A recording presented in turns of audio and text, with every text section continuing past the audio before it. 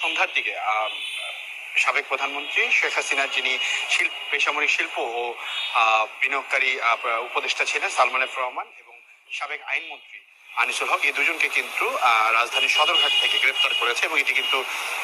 Dhaka metropolitan পুলিশের পক্ষ থেকে নিশ্চিত করা হয়েছে এবং একই সাথে নিউ মার্কেট থানার ওসিও কিন্তু সেটি নিশ্চিত করেছে। আপনারা নিশ্চয়ই জানেন যে রাজধানীতে যখন 5ই আগস্ট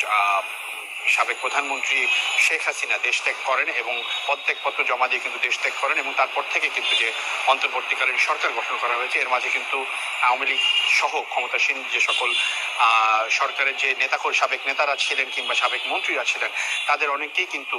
খুঁজে পাওয়া যাচ্ছিল না, তাদের কিন্তু কোনো হদিস পাওয়া যাচ্ছিল না। সেই সময় থেকে কিন্তু অনেক যে নামের তালিকা সেটি কিন্তু বিভিন্ন যে রুটগুলো রয়েছে সেখানে এয়ারপোর্ট সহ অন্যান্য যে বর্ডারগুলো রয়েছে সেখানেও কিন্তু পাঠানো হয়েছিল। তারই পরিপ্রেক্ষিতে কিন্তু আমরা জানতে পেরেছি যে আজকে সন্ধ্যায় সালমান এফ রহমান এবং সাবেক আইন মন্ত্রী আনিসুল হক এই দুজনকে কিন্তু সদরঘাট এলাকা থেকে নৌপথে পলায়ন অবস্থায় কিন্তু তাদেরকে গ্রেফতার করা হয়েছে এবং তাদেরকে ধরা হয়েছে। এবং আরেকটি বিষয় আপনাকে জানিয়ে রাখি, সালমান এফ রহমান কিন্তু ঢাকা 1 আসন থেকে নৌকা প্রতীকে তিনি নির্বাচন করেছিলেন এবং পরবর্তীতে কিন্তু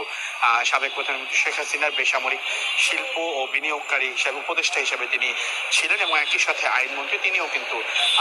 দ্বিতীয়বারের মতো কিন্তু এবার আইনমন্ত্রী হয়েছিলেন। আরেকটি বিষয় আপনাদেরকে জানিয়ে রাখি, সেটি হচ্ছে ধানমন্ডি থানা নিউ মার্কেট থানা থেকে কিন্তু বিষয়টি পুরোপুরিভাবে নিশ্চিত করা হয়েছে এবং তাদেরকে জানা হয়েছে যে রুজুকৃত যে মামলা ছিল সেই মামলার অধীনেই কিন্তু তাদেরকে গ্রেফতার করা হয়েছে। আপনারা নিশ্চয়ই জানেন যে প্রায় 36 দিনের মতো যে আন্দোলন সংগ্রাম চলছিল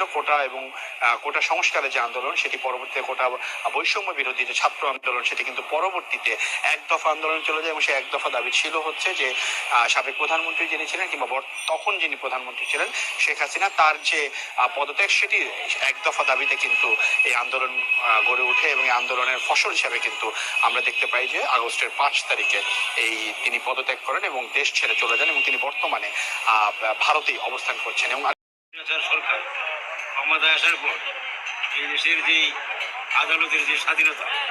এটা একমাত্র আইনমন্ত্রী আনিসুর রহমানের মাধ্যমে নষ্ট হয়েছে এবং এই দেশের এই জামায়াত ইসলামের যে তাদেরকে রাজাকারের নাম দিয়া যে তাদেরকে ফাঁসির কাছে ঝুলিয়েছে মিথ্যা মামলা দিয়া, এটা একমাত্র আনিসুর রহমান দ্বারা সম্ভব হয়েছে। এবং এই দেশে যত খুন খারাপি, অন্যায়, অত্যাচার, অবিচার এবং নির্যাতন, জেল জুলুম, আইনাগর সবকিছুই এই আনিসুর রহমানের দ্বারা প্রতিষ্ঠিত হয়েছে। এই জন্য আমরা এই আইনমন্ত্রী সাবেক আইনমন্ত্রীর কুকর্মের জন্য সরকারের কাছে তার ফাঁসি কামনা করি এবং অবিলম্বে তার ফাঁসি কামনা করি। এই আইনমন্ত্রী আনিসুল হক অন্যায়ভাবে বহুত আলেম যারা আছে সকলকে মিথ্যা মামলা দিয়ে ফাঁসির কাষ্ঠরে জুড়ে মারছে। আর পাশাপাশি আমরা যারা আছি সকলে আখড়ার পক্ষ থেকে আখড়াবাসীর পক্ষ থেকে তার অবিলম্বে ফাঁসি দাবি করছি। আজকে